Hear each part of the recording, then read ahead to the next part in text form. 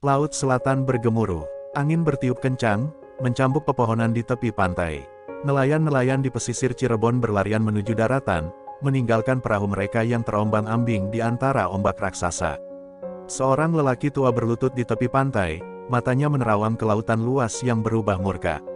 Pertanda buruk, Ratu Selatan sedang murka, gumamnya lirih. Malam itu, langit seakan retak, petir membelah gulita, dan dari kejauhan, samar-samar terdengar suara tawa yang menggema dari balik ombak. Di Keraton Cirebon, Sunan Gunung Jati duduk bersila di dalam kamar doa, tangannya terangkat dalam zikir yang khusyuk. Seorang muridnya, Ki Wirya, bergegas masuk dengan napas tersengal. "Gusti Sunan, angin badai telah datang. Laut seakan menelan perahu-perahu nelayan. Banyak yang hilang tanpa jejak." Suaranya gemetar. Sunan Gunung Jati membuka matanya perlahan, sorotnya tajam menembus ruang. Ia sudah mendengar bisikan gaib dalam mimpinya tadi malam, sebuah peringatan tentang benturan dua kekuatan yang tak terelakkan. Tanpa ragu, Sunan Gunung Jati bangkit. "Ini bukan sekadar badai biasa," ucapnya. Ia mengenakan jubah putihnya, lalu mengambil tongkat kayu dari tanah suci. Para muridnya bersiap mengikuti, tetapi Sunan mengangkat tangan, "Aku akan pergi sendiri. Tetaplah di sini dan panjatkan doa." Tak ada yang berani membantah. Ki Wirya hanya bisa menatap gurunya dengan cemas, karena ia tahu perjalanan ini bukan sekadar perjalanan fisik, melainkan menuju sesuatu yang jauh lebih besar, pertemuan antara dua penguasa alam. Di bawah langit yang berkilat, Sunan Gunung Jati melangkah menuju pantai. Hujan turun deras, menyapu jejak kakinya di pasir. Ombak menggulung seperti naga raksasa yang hendak melahap daratan. Ketika kaki beliau menyentuh air laut, badai tiba-tiba berhenti. Angin diam, ombak mereda. Suasana menjadi sunyi, terlalu sunyi hingga hanya terdengar detak jantung dan nafas Sunan yang stabil. Tiba-tiba, dari tengah lautan, muncul sosok seorang wanita dengan keanggunan yang luar biasa. Pakaiannya hijau berkilauan, rambutnya panjang berkibar meski tak ada angin yang berembus. Matanya bagai samudera, dalam dan menyimpan rahasia yang tak terungkapkan. Dialah Nyi Roro Kidul, Sang Ratu Laut Selatan. Senyumnya melengkung, tetapi ada kekuatan tak kasat mata yang menggetarkan jiwa. "Sunan Gunung Jati, akhirnya kau datang." Sunan Gunung Jati tetap berdiri tegap, tanpa rasa takut. "Aku datang bukan untuk menantang, tetapi untuk mengingatkan. Mengapa kau mengganggu manusia di pesisir?" Suaranya tenang, tetapi penuh wibawa. Nyi Roro Kidul melangkah di atas air, mendekat tanpa suara. "Kau datang membawa ajaran baru, merenggut mereka dari kepercayaan lama. Mereka dahulu menghormatiku, kini mereka lupa. Aku hanya mengambil apa yang dulu milikku." Suaranya mengalun lembut, tetapi mengandung ancaman yang nyata. Angin kembali berembus kencang, ombak kembali menggila. Pertemuan ini bukan sekadar percakapan biasa. Ini adalah awal dari sebuah pertempuran besar, bukan hanya antara dua sosok, tetapi antara keyakinan, takdir, dan kekuatan yang telah ada sejak dunia diciptakan. Langit kembali bergemuruh. Ombak yang tadi mereda kini menggila, membentuk pusaran yang berputar di sekitar Nyi Roro Kidul. Mata Sang Ratu Laut bersinar kehijauan, seolah mengamati Sunan Gunung Jati dari kedalaman samudera jiwanya. "Kau datang membawa cahaya, tapi tahukah kau, Sunan? Kegelapan bukanlah musuh, melainkan keseimbangan," ucapnya dengan suara menggema, seakan menyatu dengan deburan ombak. Sunan Gunung Jati tak bergeming. Tatapannya tetap teduh meski tubuhnya kini berdiri di tengah pusaran air yang naik perlahan, seolah ingin menyeretnya ke dasar laut. Cahaya dan kegelapan ada dalam takdirnya. Namun, manusia tak boleh diperbudak oleh rasa takut, jawabnya. Dengan satu hentakan tongkat kayunya, air yang berputar di sekelilingnya pecah, memercik ke segala arah. Nyi Roro Kidul menyipitkan mata. Dalam sekejap, ia mengangkat tangannya, dan dari laut muncul makhluk-makhluk gaib, raksasa laut dengan tubuh bersisik, ular air yang melilit-lilit di atas ombak, dan prajurit-prajurit gaib berbaju hijau yang melayang di udara. Angin berdesir kencang, membuat pasir di pantai berterbangan seperti badai kecil. "Jika kau ingin mengubah takdir manusia, maka kau harus melewati pasukanku terlebih dahulu," tantangnya. Sunan Gunung Jati menghela napas panjang. Ia tak menghendaki pertumpahan darah, tetapi ia juga tak bisa mundur. Dengan tenang, ia menancapkan tongkatnya ke tanah, lalu melantunkan doa-doa suci. Udara mendadak bergetar, dan dari balik kabut muncul barisan sosok berjubah putih, para wali dan murid-muridnya yang hadir dalam bentuk gaib. Cahaya lembut memancar dari tubuh mereka, menyeimbangkan kegelapan yang ditebarkan oleh pasukan Ratu Laut. Benturan tak terhindarkan, pasukan gaib dari dua dunia bertabrakan di udara. Ombak meledak seperti kilatan api di langit, sementara petir menyambar-nyambar di antara kedua kekuatan. Sunan Gunung Jati mengibaskan tangannya, menciptakan lingkaran cahaya yang menahan serangan para siluman laut. Di sisi lain, Nyai Roro Kidul melayang anggun, mengendalikan ombak untuk menghantam pertahanan Sunan. Di tengah pertempuran, Sunan Gunung Jati melangkah maju, mendekati sang ratu. "Kau bukan musuhku, Nyai. Aku tak datang untuk menguasai lautanmu, hanya ingin menyelamatkan manusia dari kebodohan dan kesesatan," katanya dengan suara yang menembus badai. Nyai Roro Kidul menatapnya dalam diam, seolah ada keraguan di hatinya. Sejenak, pertempuran melambat, ombak yang tadinya menggila mulai tenang, meski petir masih menyambar di kejauhan. Ratu Laut menarik napas dalam, lalu berkata, "Jika kau ingin membawaku pada kedamaian, maka buktikan bahwa ajaranmu tak akan menghancurkan keseimbangan yang telah ada sejak dahulu." Sunan Gunung Jati mengangguk. Ia tahu, pertempuran ini belum berakhir dengan kemenangan atau kekalahan, tetapi dengan kesepakatan. Dan untuk mencapai itu, ia harus membuktikan bahwa cahaya yang dibawanya bukan untuk memusnahkan, melainkan untuk menyatukan. Langit masih dipenuhi kilatan petir, namun ombak perlahan mereda. Angin yang tadinya mengamuk kini berhembus lebih lembut, membawa udara asin dari lautan. Sunan Gunung Jati dan Nyi Roro Kidul masih berdiri berhadapan, dua sosok yang berasal dari dunia berbeda, namun kini terikat dalam takdir yang sama. Dalam keheningan yang mencekam, suara gaib menggema di udara, jeritan siluman yang kalah, desa ombak yang lelah, dan doa para wali yang terus mengalun menenangkan alam. Nyi Roro Kidul menarik napas dalam, matanya yang bagaikan samudera kini tak lagi sekadar memancarkan ketegasan, tetapi juga kebimbangan. Ia mengulurkan tangannya ke langit, dan seketika itu juga, pasukan gaibnya lenyap kembali ke dalam ombak. "Sunan, aku melihat keteguhanmu. Namun, apa jaminanmu bahwa cahaya yang kau bawa tidak akan membakar keseimbangan yang telah dijaga sejak awal zaman?" Suaranya lebih tenang, tetapi masih mengandung ancaman yang tersembunyi. Sunan Gunung Jati menatapnya dengan penuh keyakinan. "Aku tidak datang untuk menaklukkan, melainkan untuk menyatukan. Manusia harus berjalan dalam cahaya tanpa melupakan asal-usulnya. Aku tak akan merusak keseimbangan, karena cahaya sejati bukan untuk memusnahkan kegelapan, tetapi untuk menuntunnya menuju keharmonisan."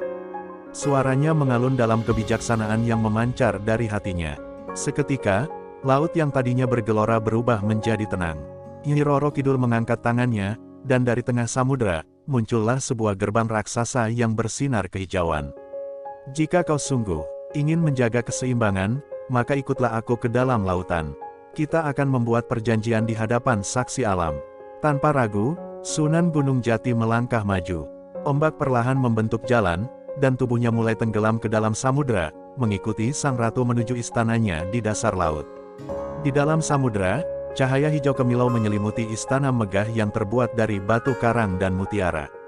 Ikan-ikan berenang mengelilingi, sementara para penjaga gaib berbentuk manusia setengah ikan membungkuk hormat kepada sang ratu. Di hadapan sebuah tahta raksasa yang dihiasi terumbu karang berkilauan, Nyi Roro Kidul berbalik menghadap Sunan Gunung Jati. "Disinilah tempat penguasa laut mengikat janji. Apa yang kau tawarkan sebagai ikrar kesetiaanmu pada keseimbangan?" Sunan Gunung Jati menundukkan kepala sejenak, lalu berkata, "Aku bersumpah bahwa manusia tak akan memasuki wilayahmu tanpa izin. Bahwa ajaranku tak akan memusnahkan kepercayaan, melainkan membimbingnya. Bahwa lautan akan tetap menjadi milikmu, dan daratan menjadi tanggung jawabku. Kita akan berdampingan, tanpa saling menaklukkan." Mata Nyi Roro Kidul berkilat sejenak, lalu ia mengangkat tangannya. Dari air laut, muncul sebuah pusaran cahaya yang berputar perlahan, membentuk simbol perjanjian yang hanya bisa dipecahkan oleh waktu dan pengkhianatan. "Maka, Sunan Gunung Jati, aku menerima sumpahmu. Sejak hari ini, kita bukan musuh, tetapi penjaga keseimbangan dunia." Ombak bergemuruh seolah menyambut kesepakatan ini, mengunci janji yang akan diwariskan hingga akhir zaman. Di dalam istana samudera yang berkilauan, pusaran cahaya hijau yang mengambang di udara mulai melambat. Simbol mistis yang terbentuk dari air laut itu bersinar sejenak, lalu melebur menjadi ribuan serpihan cahaya yang menghilang ke dalam kegelapan samudera. Sunan Gunung Jati dan Nyi Roro Kidul masih berdiri berhadapan, dua kekuatan besar yang baru saja mengikat janji suci di hadapan semesta. Ombak yang bergetar seakan menjadi saksi bahwa perjanjian ini akan bergaung sepanjang zaman. Sunan, perjanjian telah terikat. Namun, kau harus tahu, setiap janji memiliki harga. Suara Nyi Roro Kidul terdengar lembut, namun ada sesuatu yang dalam di baliknya. Aku akan menjauh dari daratanmu, dan manusia tak akan kuambil kecuali mereka yang datang ke lautan dengan kesadaran sendiri. Namun, kau juga harus memastikan bahwa manusia tidak akan menghancurkan keseimbangan yang telah ada. Sunan Gunung Jati menatapnya dengan penuh pengertian. Aku akan menjaga kata-kataku. Selama aku masih berdiri, tak akan ada yang berani menentang keseimbangan ini. Namun, di balik keteguhannya, ia menyadari bahwa janji ini bukan hanya mengikat dirinya, tetapi juga generasi-generasi setelahnya. Ia tahu bahwa suatu hari, manusia bisa saja melupakan perjanjian ini, dan saat itulah badai dari laut akan kembali mengguncang daratan. Tiba-tiba, istana samudera mulai bergetar perlahan. Cahaya kehijauan yang tadi bersinar megah perlahan meredup. Nyi Roro Kidul melayangkan tangannya, dan dalam sekejap, lautan di sekeliling mereka mulai bergerak mundur. Perjanjian telah selesai, kini saatnya kau kembali ke dunia manusia. Suaranya bergema, dan ombak yang tadinya tenang mendadak berputar membentuk pusaran besar di bawah kaki Sunan Gunung Jati. Sebelum tubuhnya terseret kembali ke permukaan, Sunan Gunung Jati menatap Nyi Roro Kidul sekali lagi. Semoga lautan tetap tenang, dan manusia tak melupakan batasnya. Sang Ratu Laut tersenyum samar, lalu dalam satu kibasan tangannya, tubuh Sunan Gunung Jati terdorong ke atas dengan kecepatan luar biasa. Dalam hitungan detik, ia muncul kembali di permukaan laut. Malam telah berganti fajar, dan langit perlahan berubah menjadi merah keemasan. Ombak tenang menyambutnya, seolah pertempuran besar semalam hanyalah ilusi. Sunan Gunung Jati melangkah ke daratan, disambut oleh murid-muridnya yang sejak tadi menunggu dengan cemas. "Gusti Sunan, apa yang terjadi?" tanya Ki Wirya dengan wajah penuh harap. Sunan Gunung Jati menatap murid-muridnya dengan sorot mata yang dalam. Pertempuran telah usai, tetapi perjanjian telah terikat. Sejak hari ini, manusia harus menghormati batas antara darat dan laut. Jangan biarkan keserakahan mengusik keseimbangan, atau kelak lautan akan menuntut haknya kembali. Angin pagi berhembus pelan, membawa aroma garam dan kedamaian yang baru saja dipatri. Namun, di kejauhan, ombak laut selatan tetap bergulung, seakan berbisik bahwa perjanjian ini akan diuji oleh waktu, oleh keturunan yang mungkin tak lagi ingat akan sumpah leluhur mereka. Tahun-tahun berlalu sejak perjanjian antara Sunan Gunung Jati dan Nyi Roro Kidul terpatri di bawah laut. Masyarakat di daratan mulai melupakan ancaman yang pernah tercipta antara cahaya dan kegelapan. Banyak dari mereka yang sudah tidak lagi mendengar kisah pertempuran dahsyat itu, dan yang tersisa hanyalah kisah-kisah para wali yang bersinar di tengah masyarakat yang berkembang. Namun, ada yang mulai lupa, bahkan menyalahgunakan kekuatan yang mereka miliki.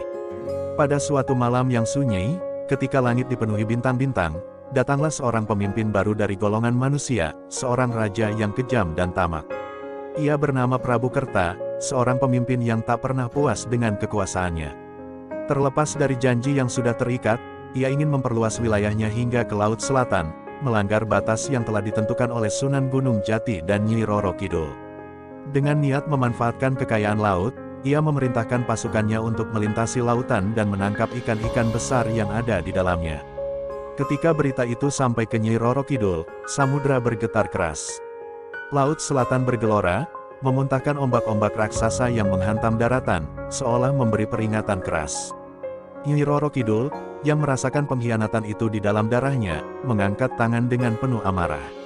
"Manusia memang tak pernah belajar," bisiknya dengan suara yang menggema, menggetarkan seluruh penjuru samudera.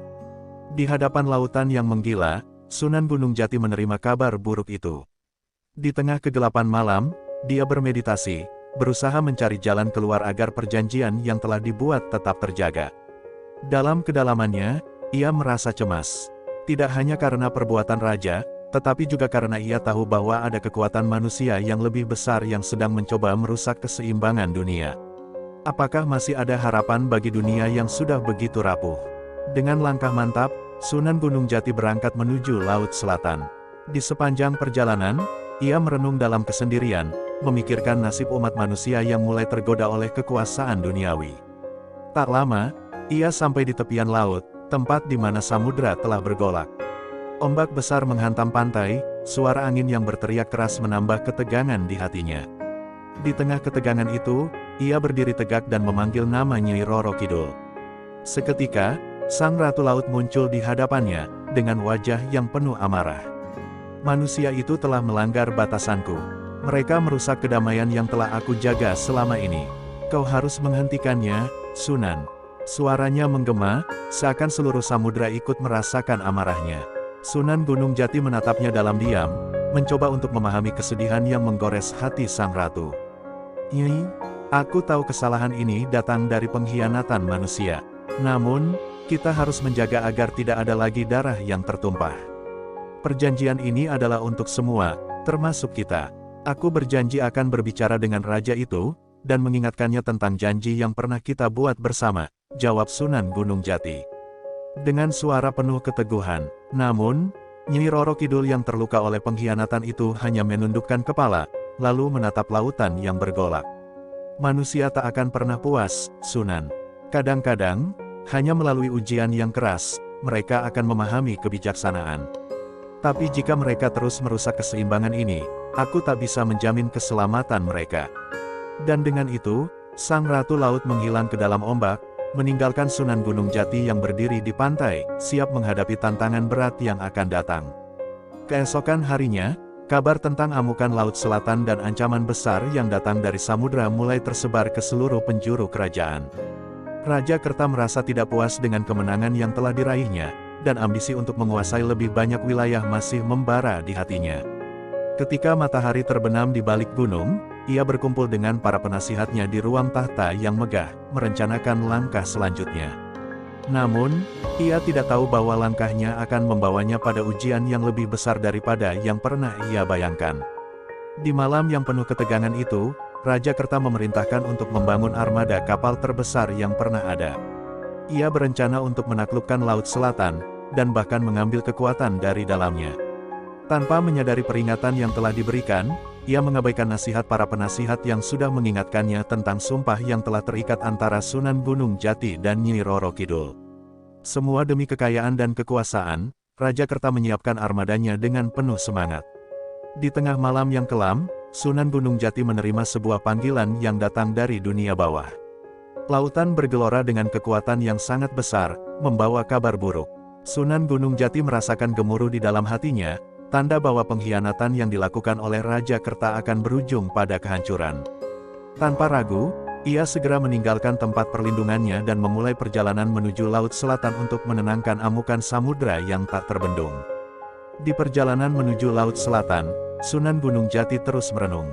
Ia tahu bahwa ia harus segera menghadapinya dengan kebijaksanaan yang tiada taraf, agar tak ada lagi darah yang tertumpah. Namun, dalam benaknya, ia juga merasa cemas. Apakah manusia masih bisa diberi kesempatan untuk belajar? Ataukah sudah waktunya untuk membayar harga atas kesalahan yang telah dilakukan? Sesampainya di tepi Laut Selatan, Sunan Gunung Jati berdiri tegak, menatap lautan yang bergelora.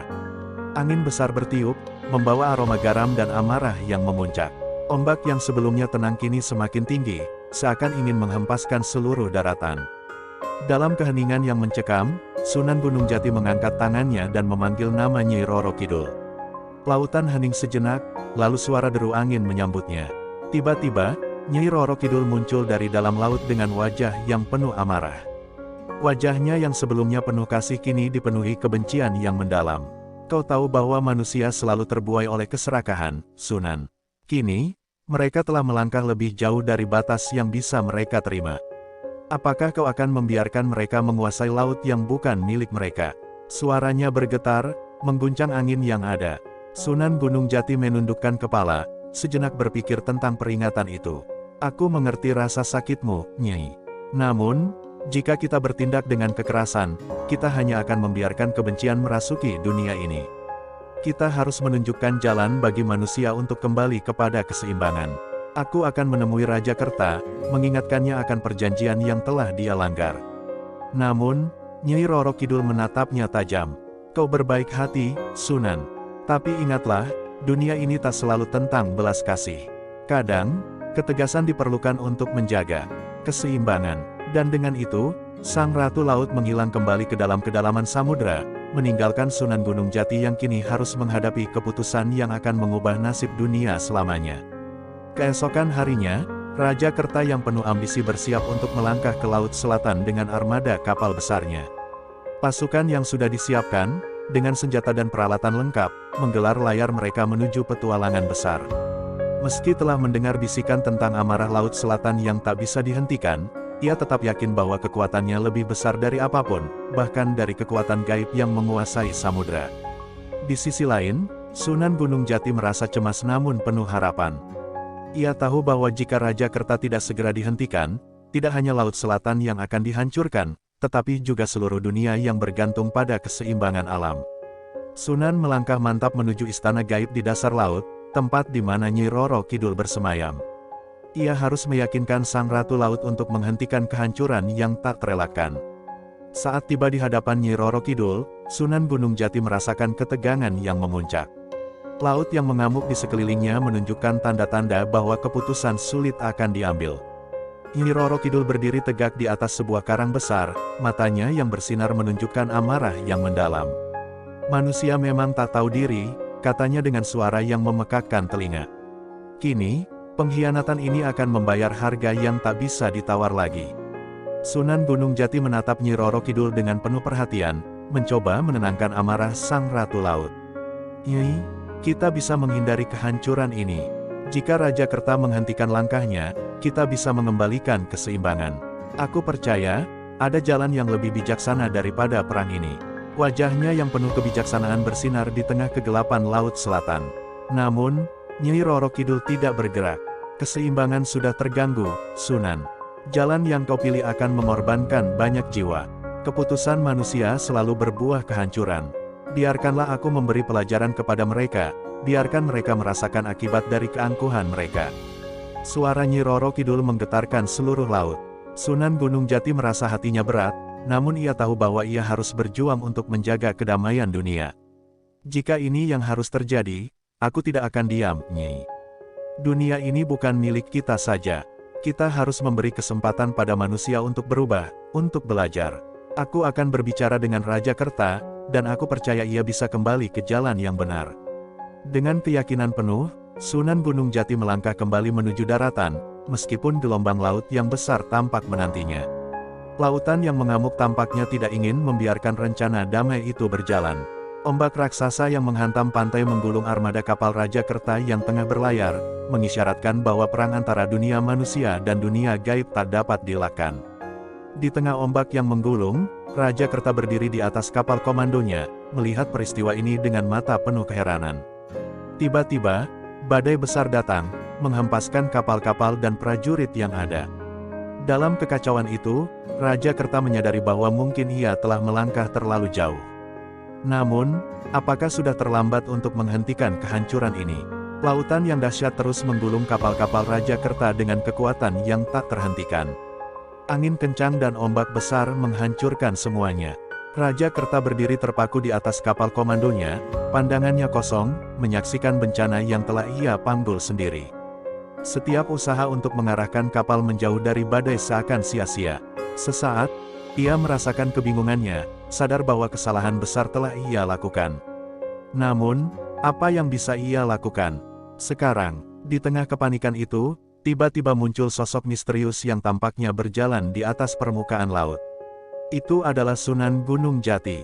Dengan ketenangan yang luar biasa, ia melangkah tanpa ragu, tidak terpengaruh oleh badai yang menggulung. Langkahnya mantap, dan setiap kali kakinya menyentuh permukaan laut, ombak yang mengamuk seakan terbelah, memberi jalan bagi kehadirannya. Raja Kerta yang terkejut melihatnya sejenak merasa ada harapan, meskipun suasana sudah begitu gelap. Sunan Gunung Jati mendekati Raja Kerta dengan tenang, mata mereka bertemu, dan meski badai masih menggulung, suasana seakan mereda. "Raja Kerta," suara Sunan Gunung Jati terdengar jelas meskipun angin yang kencang, "perjalananmu telah membawa kita pada titik ini. Kau tidak hanya mengancam dirimu sendiri, tapi seluruh dunia." Matanya yang tajam menatap dalam-dalam, mencoba menyampaikan betapa besar kesalahan yang telah dilakukan. Raja Kerta yang kebingungannya hampir mencapai puncaknya, akhirnya bisa berbicara dengan suara gemetar. Apa yang harus aku lakukan, Sunan? Laut ini adalah akibat dari kesalahanku. Pandangannya teralihkan pada kapal-kapal yang tenggelam satu persatu, dan ia merasa kehilangan kendali atas apa yang terjadi. Aku tidak tahu apa yang harus kulakukan untuk memperbaikinya. Sunan Gunung Jati mendekatkan dirinya dan berkata dengan lembut namun tegas, kekuasaan dan ambisi yang tak terkendali akan menghancurkanmu, Kerta. Namun masih ada jalan untuk memperbaikinya. Kau harus menyadari bahwa ini adalah ujian untuk dirimu dan seluruh kerajaanmu. Bukan hanya laut, tapi hatimu yang harus dipulihkan. Ia melanjutkan, kembalilah ke jalan yang benar, untuk menyelamatkan mereka yang telah kau bawa ke jurang kehancuran ini. Di saat-saat itulah, Nyai Roro Kidul muncul dari dalam gelombang besar yang menyeret kapal-kapal, matanya berkilat penuh amarah. Manusia selalu begitu, Sunan. Mereka datang, merusak, dan berharap bisa meminta ampun begitu saja. Kau masih ingin memberikan mereka kesempatan. Teriak Nyi Roro Kidul dengan suara yang menggelegar, hampir tenggelam dalam suara ombak yang menabrak.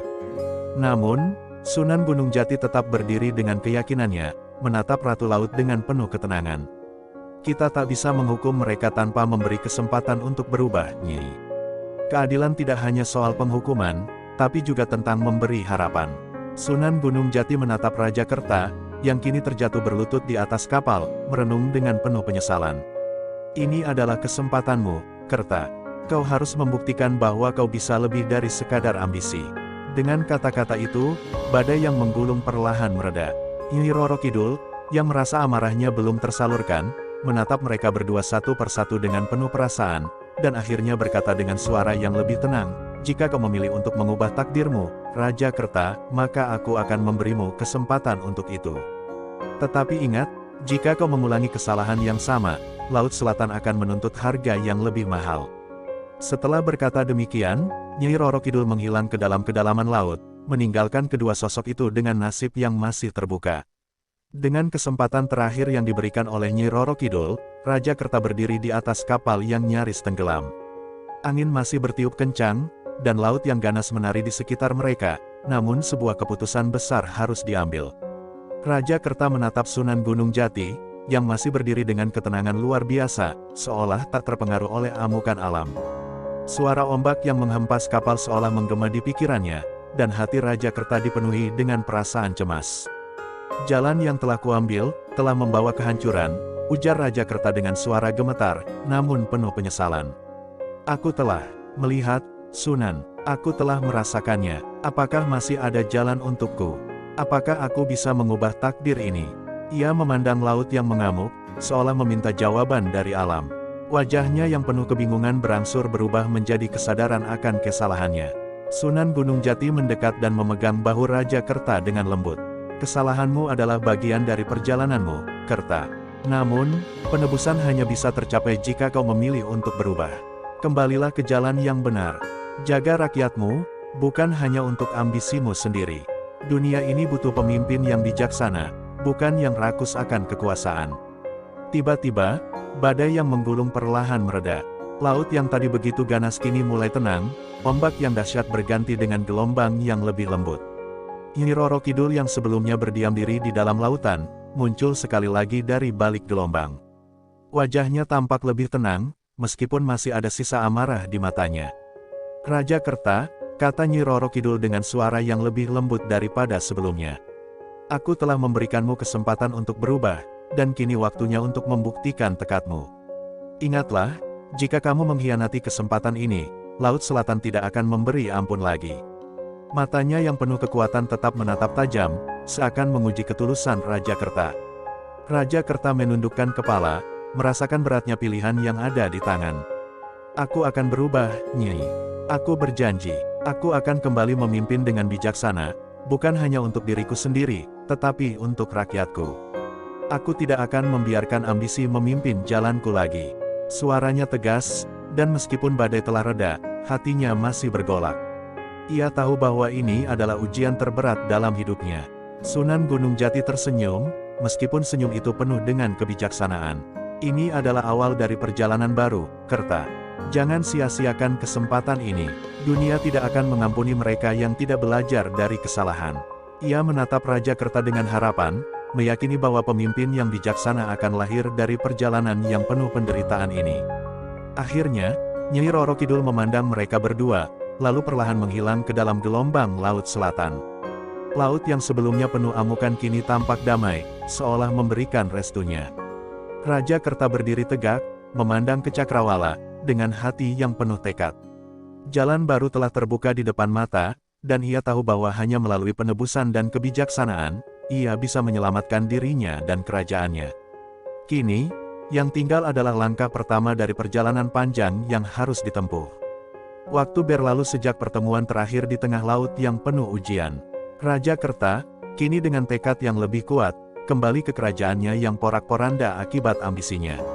Laut yang pernah ia taklukkan, kini menjadi saksi dari perjalanan panjang yang penuh dengan penyesalan dan harapan baru. Ia berdiri di depan gerbang kerajaannya, merasakan berat tanggung jawab yang menanti. Semua mata rakyat tertuju padanya, menanti perubahan yang dijanjikan. Sunan Gunung Jati, yang sejak saat itu selalu mengawasi dengan penuh kebijaksanaan, kini hadir di sisi Raja Kerta.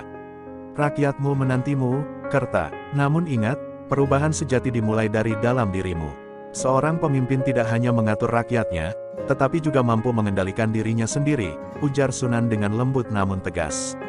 Kata-kata itu menembus jiwanya, semakin menguatkan tekadnya untuk melakukan perubahan yang sesungguhnya. Di dalam istana, Raja Kerta melangkah menuju ruang tahta yang dulu dipenuhi dengan kemewahan dan ambisi. Kini, suasana terasa berbeda. Tidak ada lagi kemewahan yang menipu, hanya ada kesederhanaan yang berbicara lebih dalam. Kerajaan ini bukan milikku semata. Ini milik rakyatku, bisik Raja Kerta dalam hati. Matanya menatap kursi tahta yang dulunya menjadi simbol kekuasaannya. Namun, di balik perubahan yang terwujud, bayangan masa lalu masih terus menghantui. Nyai Roro Kidul, meskipun telah memberi kesempatan, tidak pernah benar-benar menghilang dari pikirannya. Setiap gemuruh ombak yang terdengar, mengingatkannya akan konsekuensi dari janji yang belum sepenuhnya ia tepati. Dalam kesendirian, Raja Kerta merasa